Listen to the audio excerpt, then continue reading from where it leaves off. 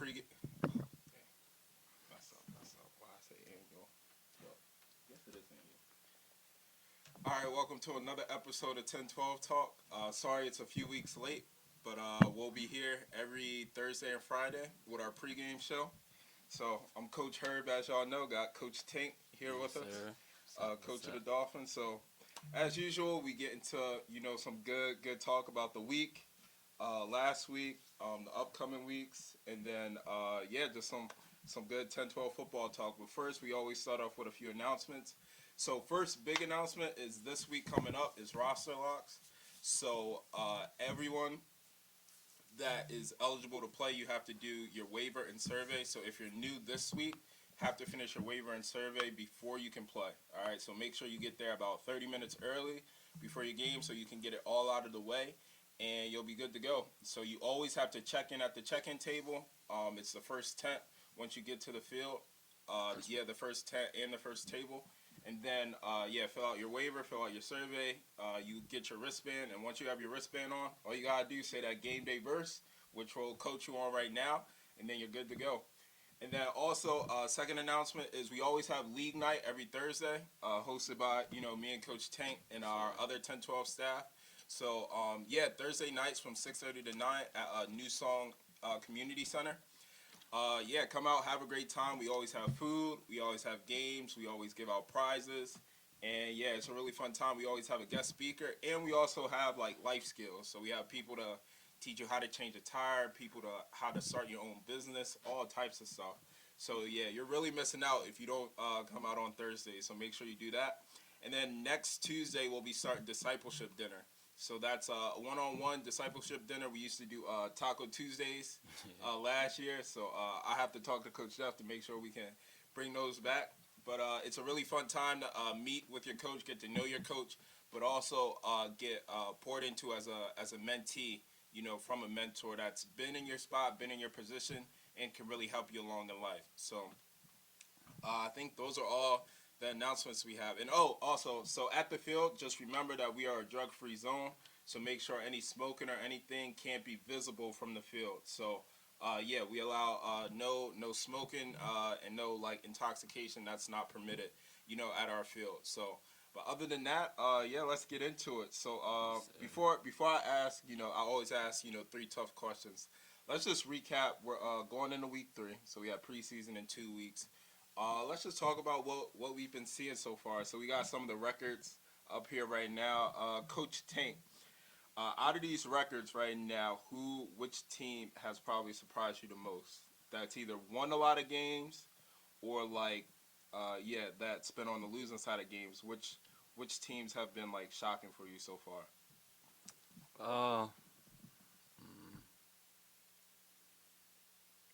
I'm gonna say definitely say the Bengals. Bengals sitting at 2-1. Definitely, you can see that they're coming into their team. I feel like Bengals have always had a solid team, guys that always show up, always compete. But now you can see that it's actually paying off. Like they sticking together, riding out through the games. So definitely surprising to see Coach Coop over there doing a good job with you guys. Hopefully you're able to stick it out and make it to the end. Yeah, for sure. I think the one thing I like now is we have the doubleheader games. Yeah. So a lot of teams, because we only have 8 teams this year, 2 or 3 teams get to play twice in 1 week, which is really fun. So I would say one team that surprised me, for sure, is definitely the Seahawks. Seahawks are sitting at 3-1. They had 2 doubleheaders so far. Not surprised me. We expect them to be really, really good. But 3-1 going into week 3 is really, really, really well for them. So that'll be one of my tough questions I'll ask you too later on. And then gotta shout out the Cardinals. Cardinals 2-1 right now. I feel like they don't have a set QB. You see Draco, Keon. Even if Stephon MIT plays offense one side, one game he'll probably be quarterback for one play. But 2-1 with the team they got. That's really good. So and yeah, looking to see the Ravens are only 1-1, so they played twice so far this season. But they also got a really good team too. They have a Yeah. really good team That's as the well. guys. So yeah, excited to see these matchups. All right, so now to the nit and gritty Nitty of gritty, yes, sir. some hard questions. So first question I got for you, right? Mhm. So each team this season will at least play like 9 games, at least 9 games this season. So I know we're going into week 3. We already seen some teams. Some teams already have their record set. But which team do you think is capable of winning 6 or more games this season? So I'll say, mind you, so Seahawks are 3-1, Cardinals 2-1, Bengals 2-1, Dolphins 3-1, Steelers 1-1, Falcons 0-2, Eagles 0-3, Ravens 1-1. So with all these teams, Bengals 2-1. So with all these teams right now, who do you think's capable of winning 6 or more games this season? I honestly, I feel as though we'll be sitting at like a 50-50 with the Pack. Uh, so definitely would say us and the Seahawks. Okay. Uh, definitely just a couple more games to go, halfway there.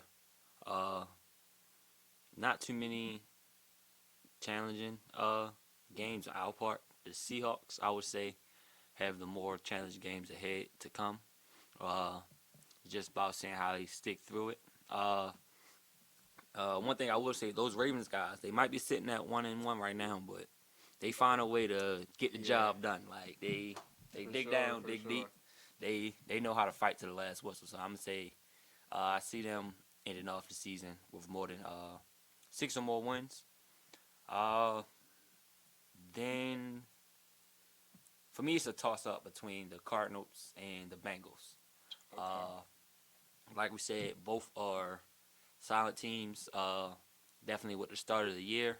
Uh, just feel as though for them it's either if it's either gonna be when they get to that point, it's either gonna be they're gonna turn a corner uh with speed and acceleration, ready to take over, or I feel like if they keep the pace that they at, it won't be enough to push them on the other side to get them to that 6 or more wins. Okay.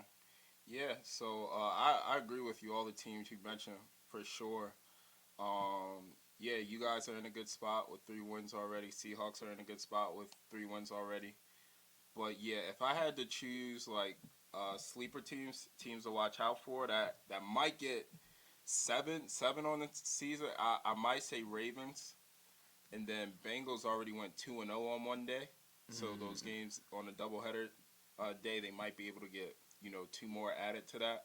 So I'm gonna go Ravens and Bengals. Those two are like sleeper teams to really like you got to really show up to play those two teams as well. All right, second hard question is so Dolphins are 3-1 right now, so tied for the best record. yeah. All right, and what's funny is you guys are tied with the Seahawks, right? So last year I remember that being a really big game, really fun game last year, Dolphins versus Seahawks. But I want to know. So I don't think we won't have rivalry week this season.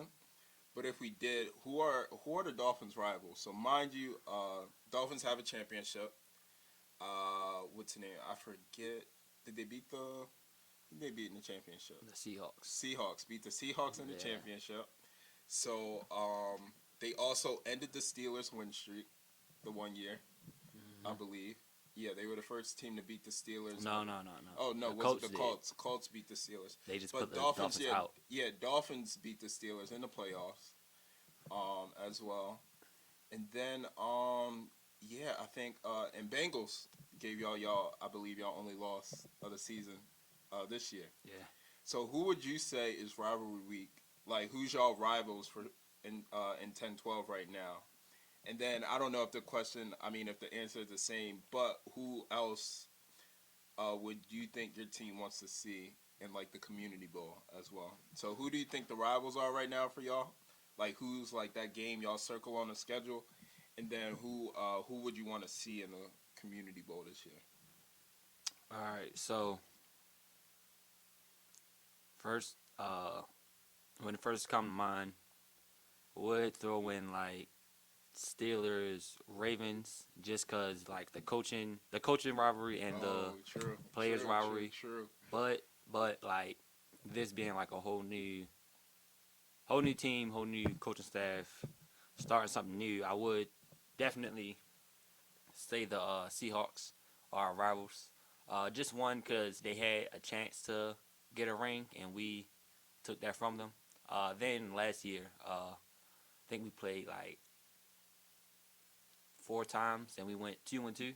So that's still Oh unsettled. yeah, Uh, yeah, for sure. so and Coach Yeah. Ham and Coach Zay over there, they working them guys really getting on them. So I feel like the Seahawks really our rivalry. Every game that we play, that game's gonna be high intensity. Whoever is more ready, more willing to go to the last whistle, that's what's gonna come out of that game. Oh, true, true. Yeah, man, I totally forgot about the coaches' rivalries because you're a former Steeler, Yeah. so playing against Coach Matt, that has to be fun. Coach Kenny's been around since day one, so that has to be fun playing against him. And that's your what's the name? Rivalry every Thursday. Yup, league League night night. co-host. So yeah, I know there's some get back you want if you lose the league night belt. Yeah. So yeah, and then Coach Ham, Coach A, just working with us, being around forever too. So yeah, that's awesome. Yeah, that's good to hear. And then I'm gonna save my last one for the end after we go through the schedule. All right. But let's get into these games real quick. So week 3, field 1, we got Cardinals versus Ravens. So who you liking in this matchup? That's a tough one. Mind you, guys do keep receipts. So whoever you Yeah. pick, you gonna stand on. Just like whoever I pick, once I say my prediction, I'm gonna stand on it for sure too. So Cardinals Ravens. I think this might be game of the week for me. I'm gonna be locked into the field for this one. Yeah, well, that's a game. Yeah. I think it's about. I'm gonna go with. That's hard. That's hard. Think about the coaching staff that the. Think about both teams' coaches. You got Coach Holmes, Ty, and Rayfield, 2 former MVPs. Know the game, know the history of it. You got Coach Kenny over there. Always got dogs. Yeah, this is gonna be a close one. I'm gonna go with the Ravens on this one. Got the Ravens coming out on top. Not too big of a margin, by between 6 to 8 points, I'm gonna say.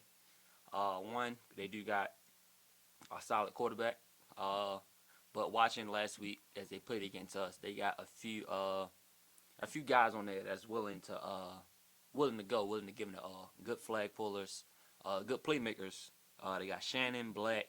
I think the biggest goal line threat in the league. They got Big Javinci.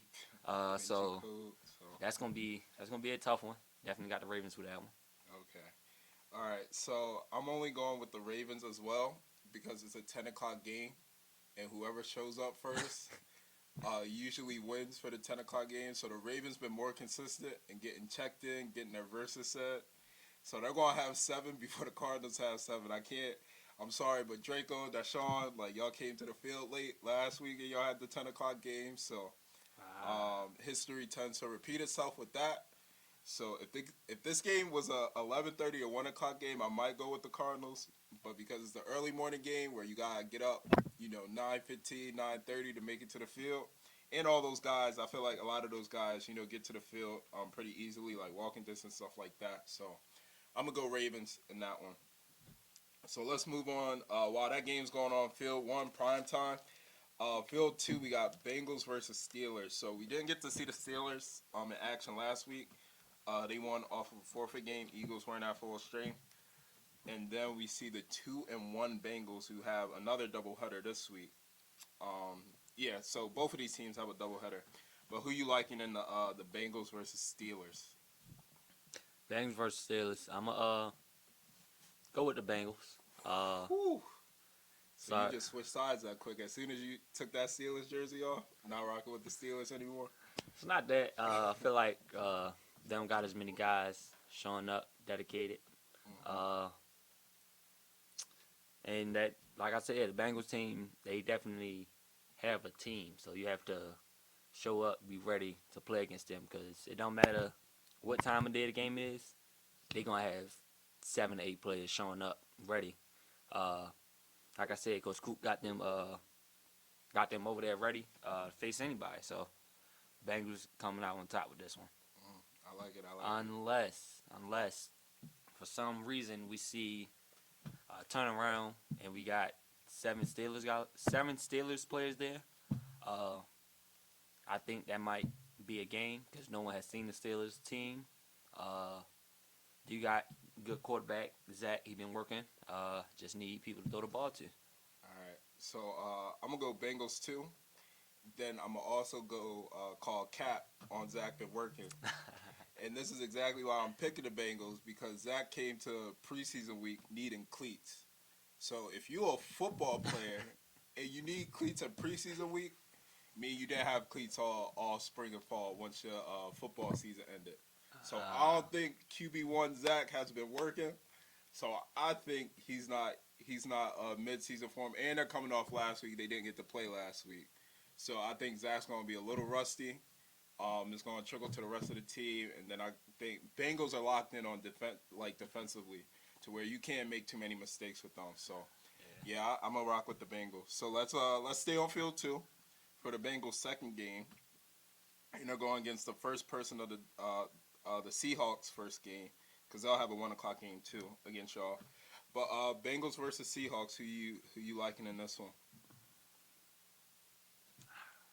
All right, so Bengals versus Seahawks. I'm going Seahawks on this one. Ooh, okay, Uh, okay.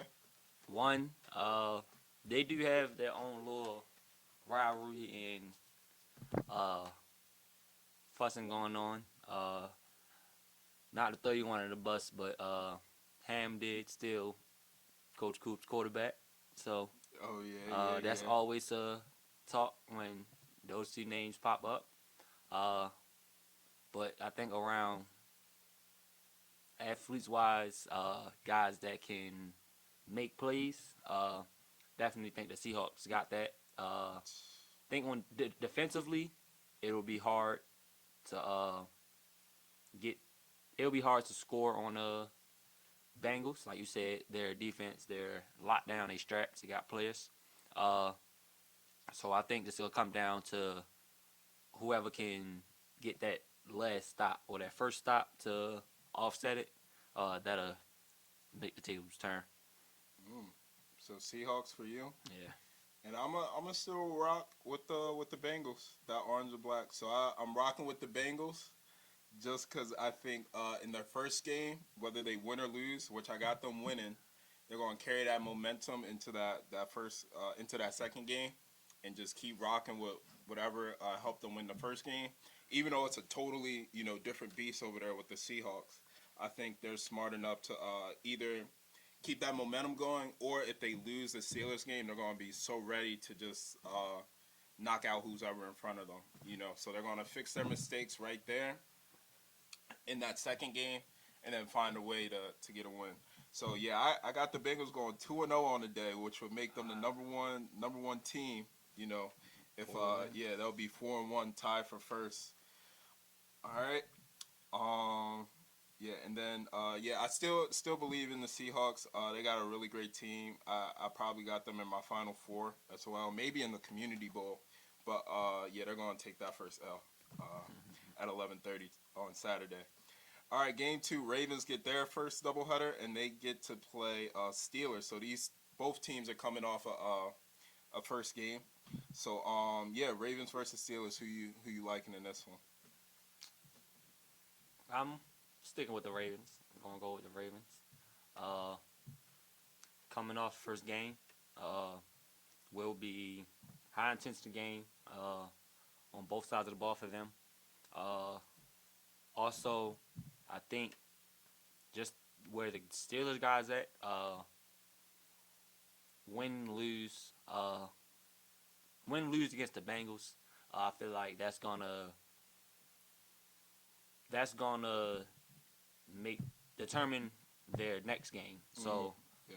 I feel like, but I feel like it goes both ways. Like if they win, they might be coming off their first actual win as a team, Yeah. uh, and that might either get too much to their heads, like, oh, we got this, we're doing Yeah. this, even though it's their first day. They might overestimate their opponents. Then with the loss, just with the history of the team, they come off a loss. Then coming into the Ravens game, uh, they're going to be one, they might be in their own heads, and two, just the atmosphere of the Ravens. Like they like to get in guys' heads. So if you already lost, then you coming in, got to play against the Ravens. All this talk happening, all of this, especially with Kenny on that sideline. Yeah. It's gonna be a that's gonna be a mental game for them Yeah. coming off. Yeah. For sure. For sure. Man, I'm a little torn. I think I'm gonna go with the Steelers. I think I'm gonna go with the Steelers second game. I feel like you said, yeah, that first game, if they lose against the Bengals, it's really gonna get to them.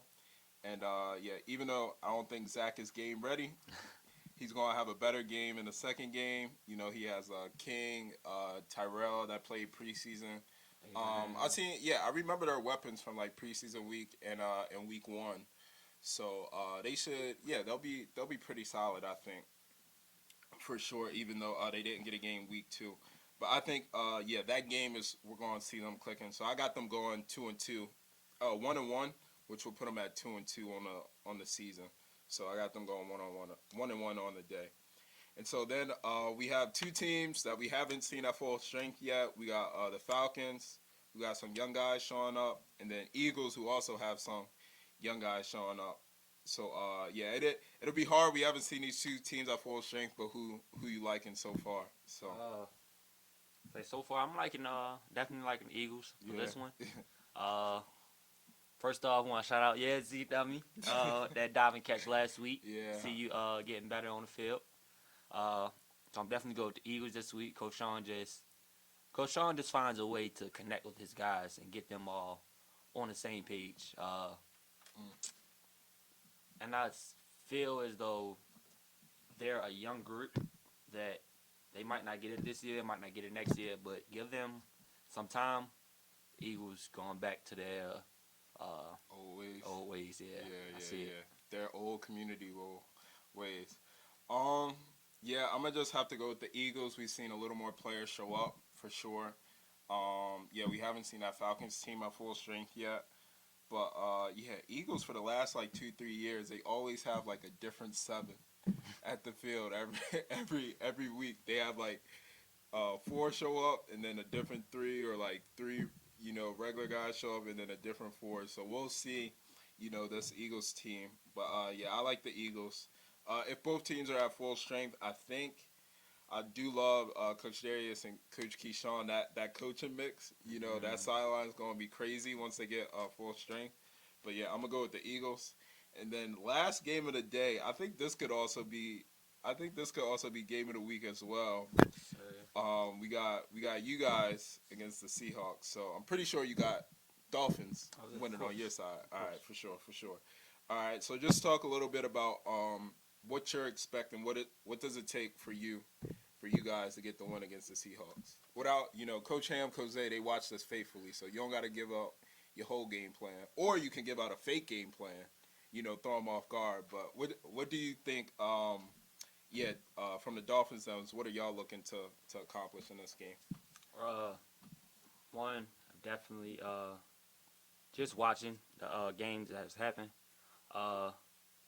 Think a couple key factors that we gotta stay on lockdown is like X, really young guy coming up with the hips. Got Ty over there making plays. Moody.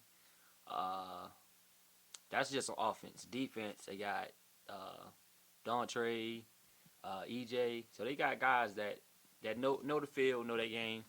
Yeah. I think that's to keep our edge. We gotta keep the edge. Just keep pressure on the quarterback. Cam, just the guy he is. He's a chill, laid back guy. So he say he go, he can sit there, he can throw the ball, but you put you put pressure on him, he gonna have to make a play. So get him to move around, uh, get him to read the field, not just couple seconds then drop the ball for somebody. So Yeah, man. I'm torn, bro. I am really torn. You my man's Coach Ham, my man's. I'm usually fins up against the Seahawks, but I'm gonna go Seahawks because I cannot see them going 0-2 on the day. So that Bengal, I definitely got y'all losing to the Bengals. Let's get that straight. But I can't see them going 0-2, dropping another loss, coming off of a loss.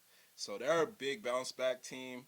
I think offensively they're still a little, like a tiny bit more established than the Dolphins. Like you guys got players that can make plays. Like Keon had a crazy, like he's on top 10 this week. yeah, Trey had like a really long run. I think like he made like two people miss flags and got all the way, in the no run zone.